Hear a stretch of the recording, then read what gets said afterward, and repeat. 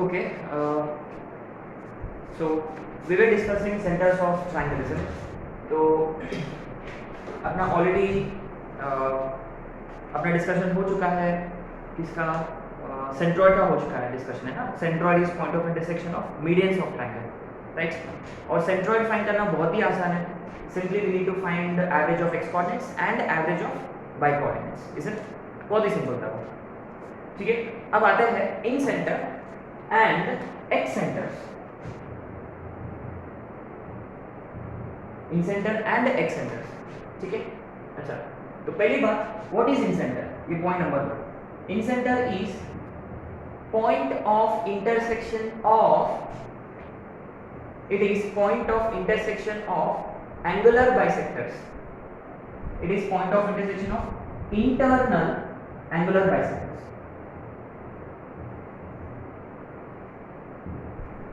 Not perpendicular bisectors. These are point of intersection of internal angular bisectors. ठीक है, तो obviously तीन angles के तीन इंटरनल एंगुलर बाइसेक्टर्स होते हैं, तो वो सारे एक पॉइंट पे मीट होंगे and that point is basically in centre.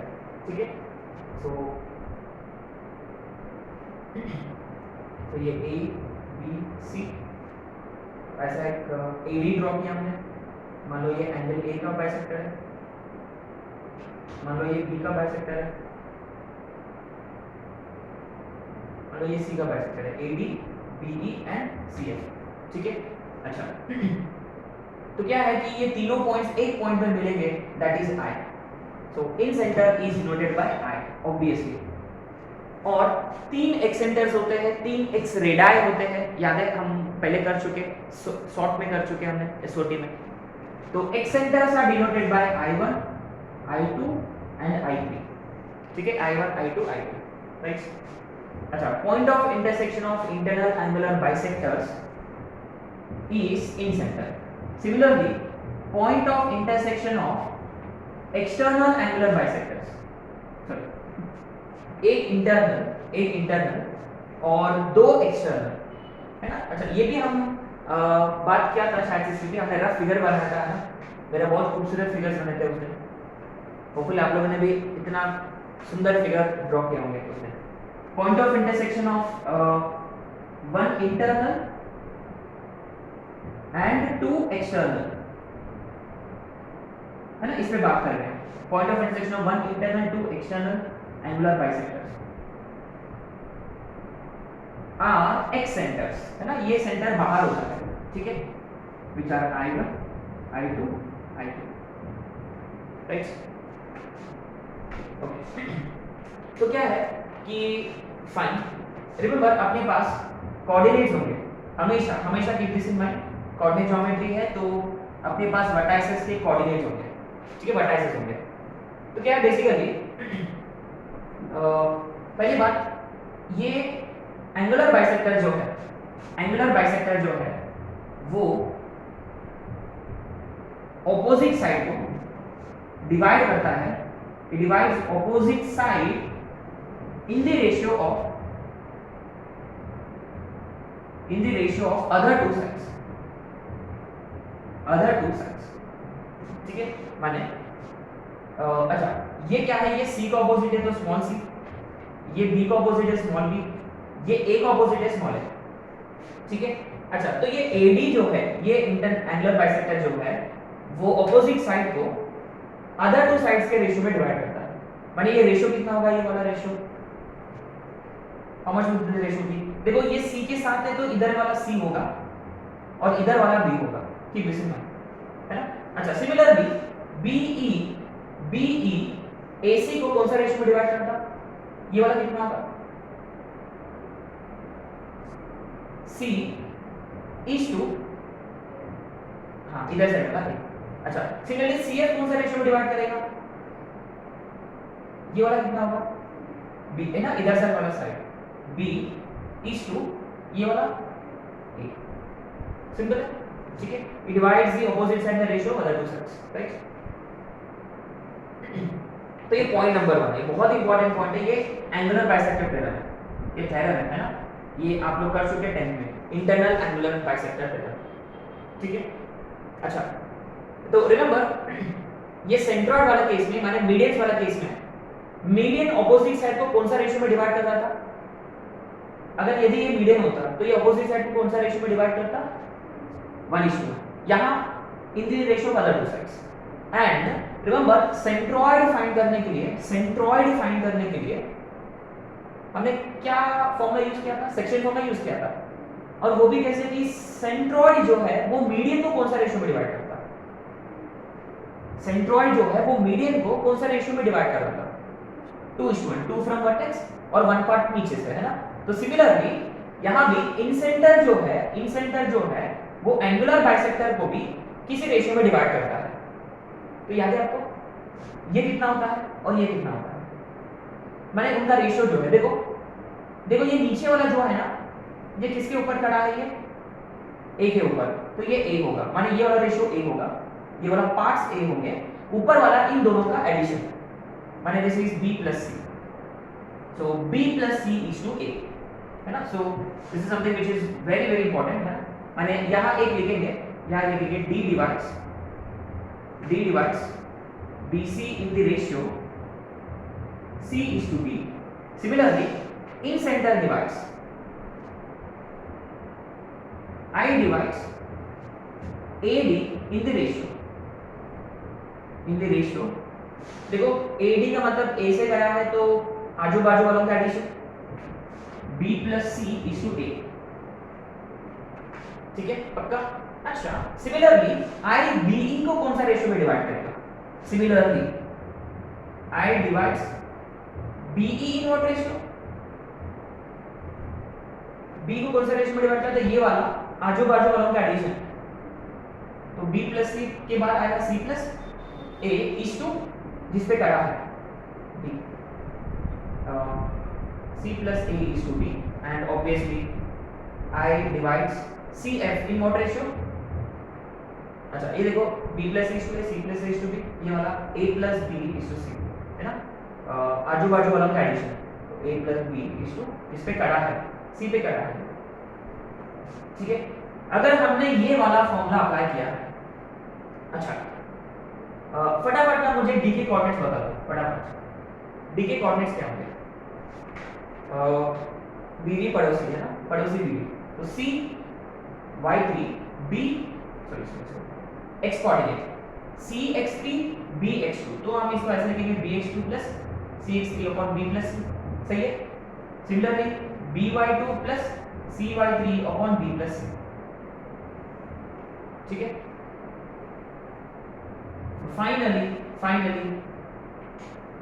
Similarly आप E और F के कोऑर्डिनेट्स भी फाइंड कर सकते हो, है ना? तो E के कोऑर्डिनेट्स और F के कोऑर्डिनेट्स आप कर सकते हो ना. हमने ये वाला फॉर्मूला अप्लाई किया है ऑन A एंड D. तो इन सेंटर के कोऑर्डिनेट्स दिख जाएंगे. इन सेंटर के कोऑर्डिनेट्स दिख जाएंगे. कैसे फॉर्मूला अप्लाई करें? ये देखो D के कोऑर्डिनेट्स ये है ना. अच्छा तो ये I के कोऑर्डिनेट्स निकालना है तो ये वाला ratio coordinates of D.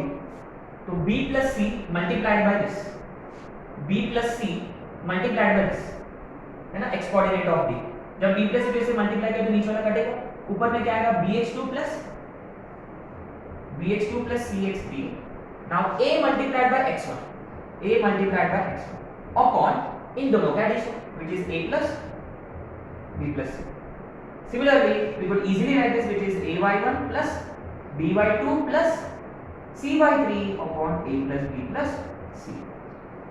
Most important formula पूरा इन सेंटर वाला ब्लॉक में, पूरा ब्लॉक का इन सेंटर वाला फॉर्मूला काफी इंपॉर्टेंट है. ठीक है? अच्छा इसमें देखो, इसमें ना दो चीजें बहुत ही इंपॉर्टेंट है.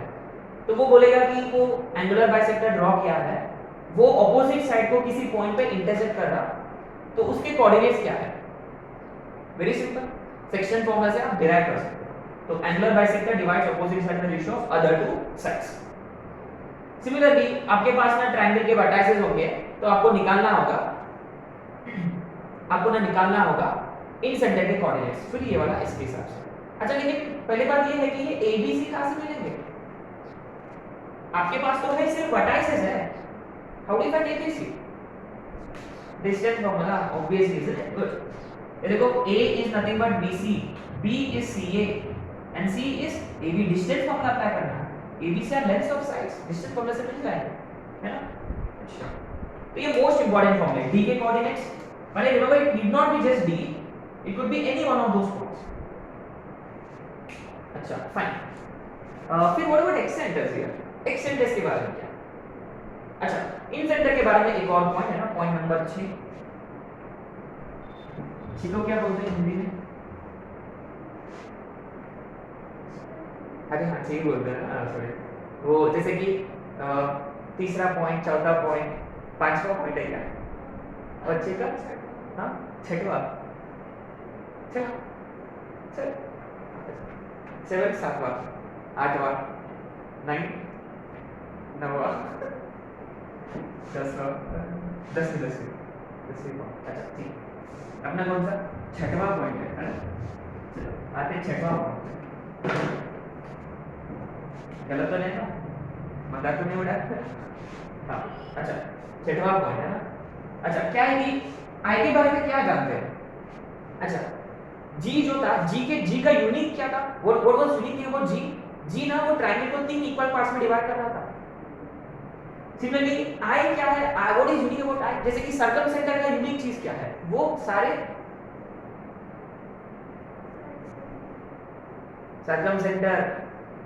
सर्कमसेंटर सारे वर्टाइसेस से इक्विडिस्टेंट है।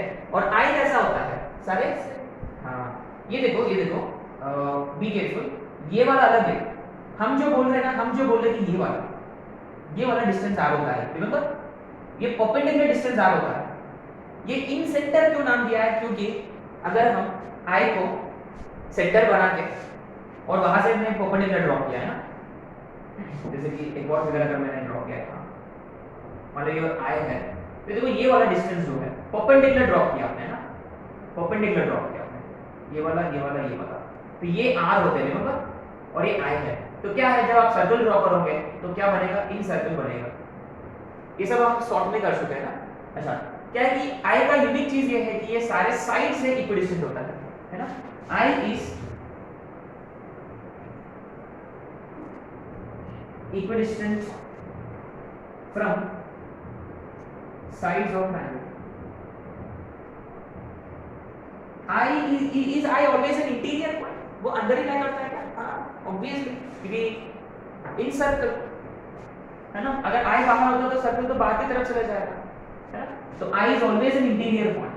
यहाँ आपको लिखना है interior point, just like centroid I is also an interior point। ठीक है। अच्छा अब आते हैं हम एक्सेंटर पे। अच्छा एक्सेंटर के लिए क्या करना पड़ेगा अपने को? What do you think we have to do for accentor?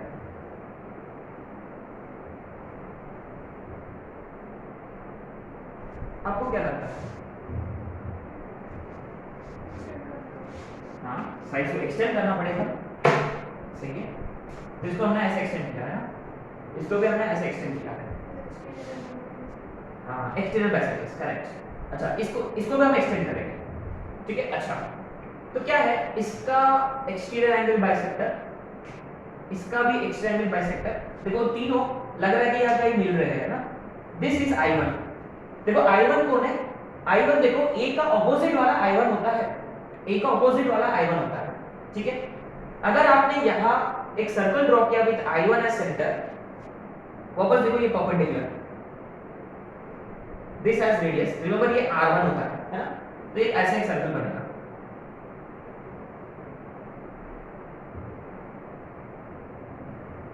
तो यहाँ टच करता है ना। तो क्या है कि इन सेंटर की तरह, कि इन सेंटर इज इक्विडिस्टेंट फ्रॉम, क्या एक्सेंटर भी इक्विडिस्टेंट होता है क्या साइड से? हाँ एक्सेंटर साइड से, माने इनडायरेक्टली साइड से एक्शन, यस। तो in fact excentres are also equidistant from sides of triangle, और वो ट्रायंगल के बाहर होते हैं पॉइंट्स, राइट। अच्छा फाइन।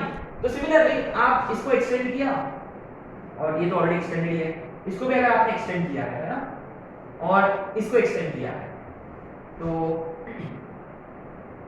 सॉरी इसको भी एक्सटेंड करना पड़ेगा, इसको भी एक्सटेंड करना पड़ेगा, तब आपको एक्सटीरियर एंगल C का मिल जाएगा आपको, है ना। ताकि वो यहाँ कहीं मिलेंगे. This is your I2. तो I2 कौन है? I2 is opposite of B. Similarly यहाँ पे हम एक्सटेंड करेंगे, यहाँ इसे एक्सटेंड करेंगे और इसको एक्सटेंड करेंगे तो आपको I3 मिल जाएगा, है ना. तो ठीक है, ये ऑलरेडी ये फिगर हम कर चुके हैं ना, need not worry about these figures. अच्छा, तो अगर I के coordinates are found by this formula, what do you think about I1? अच्छा wait, I divides internal angular bisector in what ratio? What can you say about I1? जबरदस्त point है, आपको क्या लगता है? एकदम मस्त पॉइंट है कि वही रेशियो में डिवाइड करता है.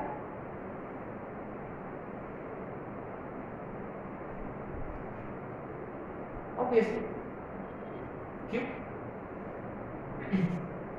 ये इंटरनल पॉइंट ऑफ डिवीजन है, ये एक्सटर्नल पॉइंट ऑफ डिवीजन है. हाँ, ये एक्सटर्नल पॉइंट है ना, एक्स सेंटर. तो क्या basically I and I1 are harmonic conjugate with respect to A and D. I AD को internally डिवाइड करता है B plus C to A में, whereas I1 AD को externally डिवाइड कर रहा है ना, क्योंकि आपने एक्सटेंड किया है. In what ratio? The same ratio, B plus C to A. Exactly. So point number 7.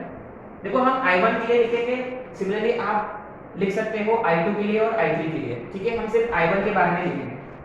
Similarly, I1 is all x centers I1, I2, I3 are also equidistant from sides of triangle, extended sides to be precise.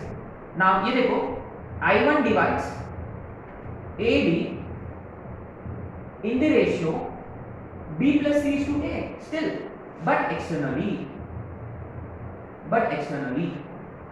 अच्छा, externally होता है तो अपने को कुछ तो minus करना पड़ेगा यहाँ, है ना. वही करते हैं ना एक्सटर्नल में, तो माइनस है, वही तो करते हैं. तो यहाँ क्या हो जाएगा? I1 का फॉर्मूला क्या हो जाएगा फिर? अगर मुझे ना यहाँ अगर मुझे लिखना है I1, तो क्या मॉडिफिकेशन करूँ यहाँ? एग्जैक्टली के साथ minus, that's it. Similarly I2 लिखना है, I2 लिखना है. How do I write I2? Minus B, माने फॉर्मूला I वाला फॉर्मूला में बस माइनस बी, है ना. तो ये I1 है, तो I2 क्या होगा? I2 would be AX1. ये देखो अभी भी देखो बीवी और पॉलिसी वाला, एनीवे ऑपोजिट वाला ना. AX1 किधर गया? BX2 CX3, है ना, opposite. Anyway AX1 minus BX2 plus CX3 upon A minus B plus C. AY1 minus BY2 plus CY3 upon A minus B plus C. ठीक है, बाकी के पॉइंट्स आप मिला लीजिएगा. ठीक है, तो बस इसमें देखो ये पॉइंट्स हैं जो आपको याद रखने हैं. मोस्टली वो एक्स सेंटर के बारे में तो नहीं पूछेगा, बट अगर पूछा गया है तो ये कहानी है एक्स सेंटर का. ठीक है, इंपॉर्टेंट है इन सेंटर वाला कहानी, राइट. तो देखो इनडायरेक्टली क्वेश्चन अगर पूछा गया ना तो क्वेश्चन ऐसा होगा कि find a point which is equidistant from all the sides of triangle immediately incentre. अगर ये एडवांस में आया तो keep this in mind, one और more than one correct option वाला क्वेश्चन में होगा. तो not only I, you also have to find I1, I2, I3, है ना. चारों भी ऑप्शन सही हो सकते हैं, है ना. So keep this in mind, specially those who are preparing for advanced, माने कोई भी नहीं, है ना. ओके, चलो करते हैं एक क्वेश्चन, है ना. तो हो जाएगा इन सेंटर वाला कहानी.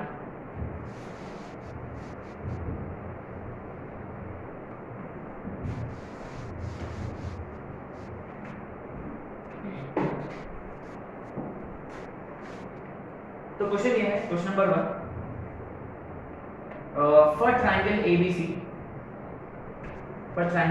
ABC, where A is 0, B is 3, and C is 0, 4.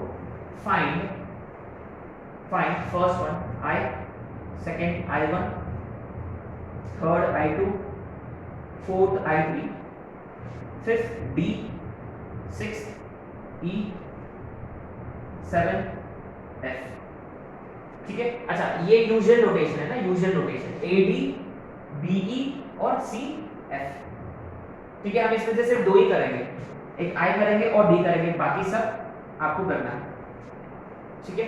चलो आते फटाफट। अच्छा पहले एक काम करूंगा, मैं फिगर बना लूंगा। देखो मैं प्रॉपर फिगर बना लूंगा हमेशा, शायद से मुझे कुछ मदद मिल जाएगा फिगर से ना। देखते हैं ये वर्टेक्स ए यहाँ है, ओरिजिन पर है, बढ़िया। वर्टेक्स बी है 3,0 और वर्टेक्स सी है 0,4। अच्छा इससे मेरा फायदा हुआ, बिल्कुल हुआ है फायदा। क्या फायदा हुआ है कि साइड मिल गए मुझे, है ना। देखो ए का ऑपोजिट साइड ये है, ये ए है, कितना है उसका डिस्टेंस, देखो ये 3 ये 4 है, तो कितना होगा। We should actually be applying distance formula, लेकिन हमने डायरेक्ट कर लिया 3 यूनिट्स 4 यूनिट्स खत्म। अच्छा ये ए का ऑपोजिट ए, बी का ऑपोजिट बी, बी कितना है, ये कितना 4, और ये सी का ऑपोजिट सी, ये कितना होगा हॉरिजॉन्टल डिस्टेंस बी का 3, ठीक है। चलो डालेंगे फॉर्मूला में,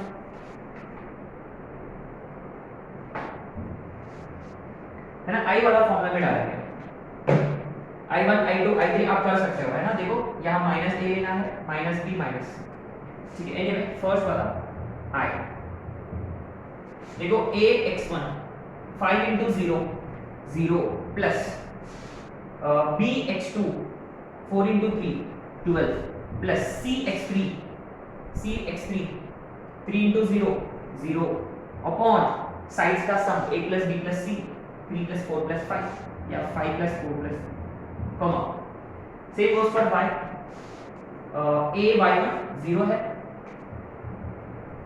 b y2 वो भी 0 है, c y3 c3 into y3 4 3 12 upon 5 plus 4 plus, ना बड़ा इंटरेस्टिंग है ना।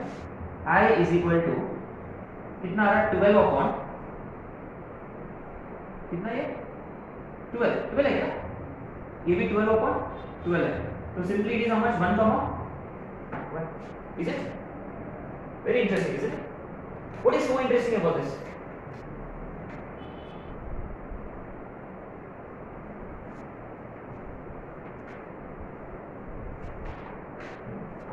ये y is equal to x वाला लाइन पे लाई कर रहा है, this lies on y is equal to x, है ना।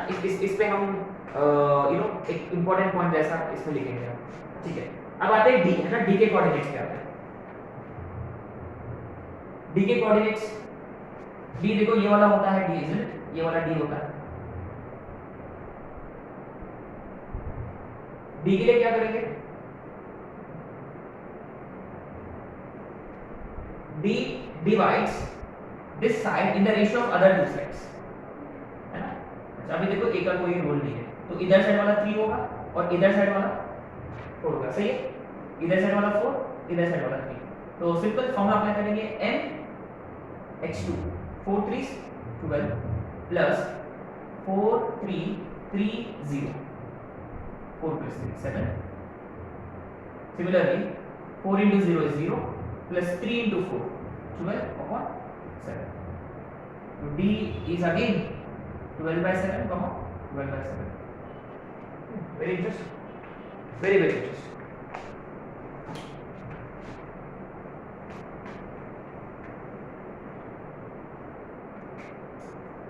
आपको तो समझ में आया कि ये ऐसे क्यों हो रहा है, very good, awesome.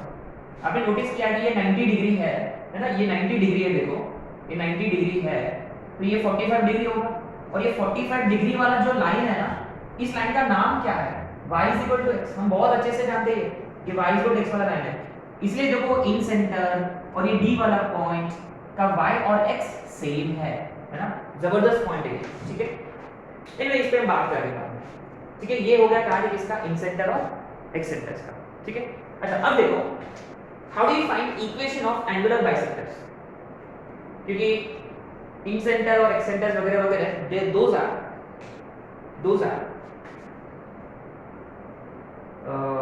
Angular bisectors, है ना। अच्छा तो how do you find angular bisectors, equation कैसे फाइंड करेंगे, क्योंकि कल हमने डिस्कस किया था इक्वेशन ऑफ मीडियन के लिए हमने 2 पॉइंट फॉर्म लगाया कि वर्टेक्स ए तो था ही अपने पास और ये तो मिड पॉइंट था बीसी का, तो 2 पॉइंट फॉर्म लगाया तो ये वाला मीडियन मिल गया। How do you find equation of angular bisectors? इसे में एक क्वेश्चन मिला लेते हैं। इस केस में दिस वाज इजी, राइट? ये वाला, ये तो y डॉट x हो ही गया ऑलरेडी, है ना? अच्छा, निकालेंगे कैसे लेके?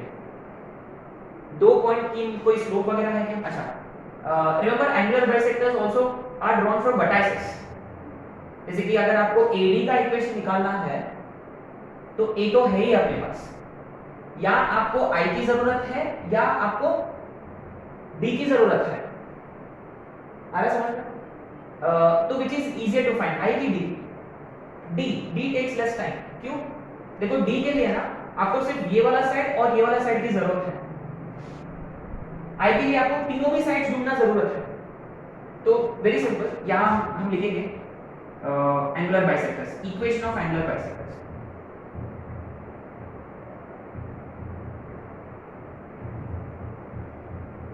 Equation of angular bisectors. How do you find equation of angular bisectors? Very simple. Say an example AD. Example AD. देखो A का वर्टेक्स तो है, we'll have to find D. Point number 1 A तो है ही अपने पास. Point number 2 we'll make use of D और I, है ना? देखो अपने पास चॉइस है यहाँ. We'll make use of D और I. Find D और I. ये पहला स्टेप होगा. And simply apply. Third step क्या? Simply apply 2 point formula. Apply 2 point formula. ऐसे बता सकते। अच्छा, तो फिर ये एक्सटर्नल बाइसेक्टर कैसे फाइंड करोगे? ये वाला कैसे फाइंड करोगे? अगर आपको एंगल बी का एक्सटर्नल एंगुलर बाइसेक्टर ढूंढना है तो what will you do? B से पास हो रहा होगा वो वैसे भी, और यू कैन फाइंड I1। जैसे कि if you want to find external angular bisector of B, ये वाला सिंपली I1 से पास होगा। अगर आपको ये वाला इधर से ढूंढना है तो वो भी I1 से पास होगा, तो कर सकते हैं, है ना?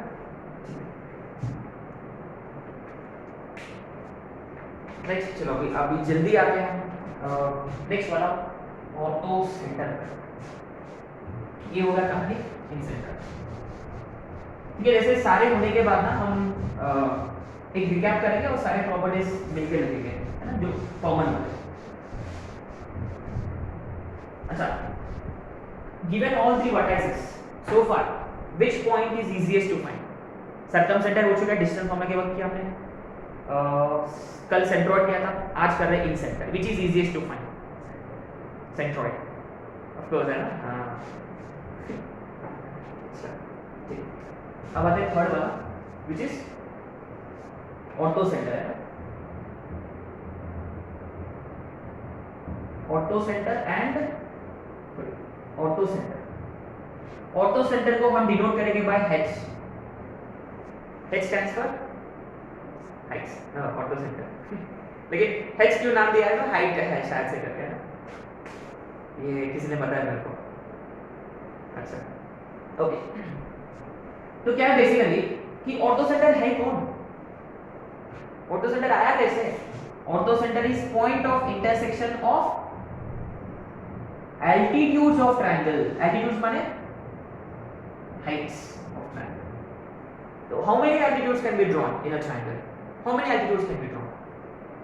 Obviously तीनों भी पॉइंट्स एक ही पॉइंट से पास होंगे। अच्छा, वो पॉइंट को क्या नाम दिया आपने? ऑर्थो सेंटर नहीं, इन जनरल, इन जनरल अगर मान लो कोई भी तीन लाइंस, तीन या ज्यादा lines, L1, L2, L3, if they all pass to the same point,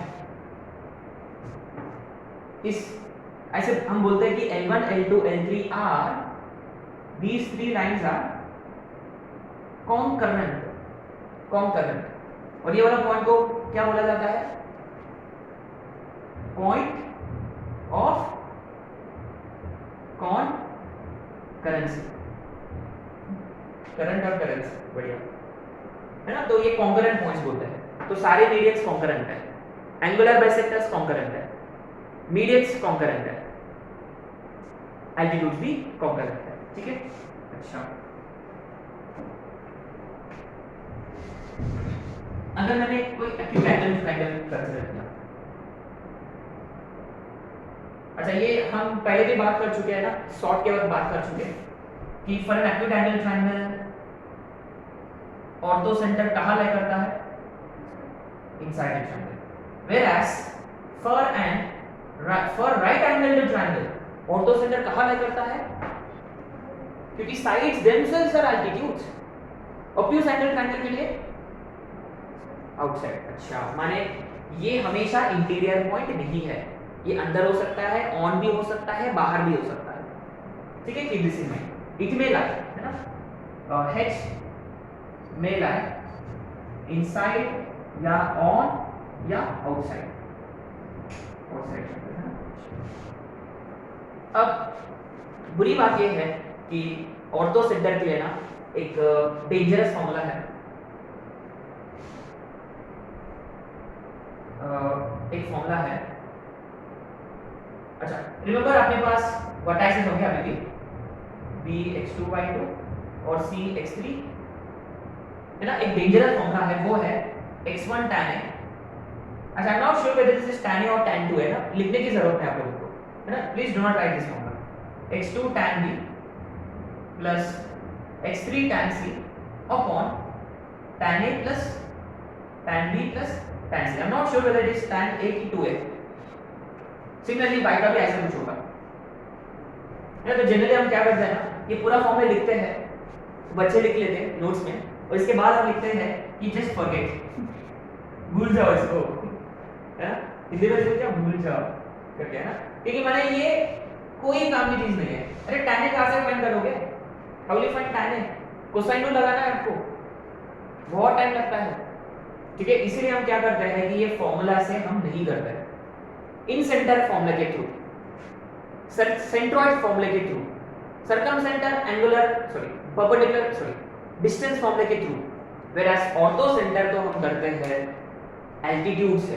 तो यहाँ अपने को स्ट्रेट लाइंस की जरूरत पड़ेगी, इसलिए हमने कल वाला क्लास में स्ट्रेट लाइंस रिवाइज किया है, ठीक है।